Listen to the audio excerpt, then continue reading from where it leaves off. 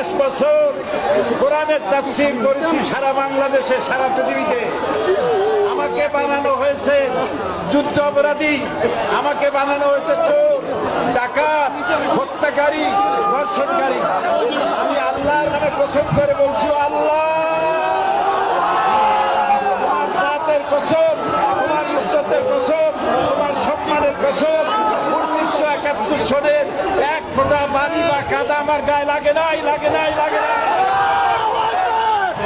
আমার শুধু কাজ ছিল, আমার শুধু কাজ ছিল কোরআনের প্রচার করা।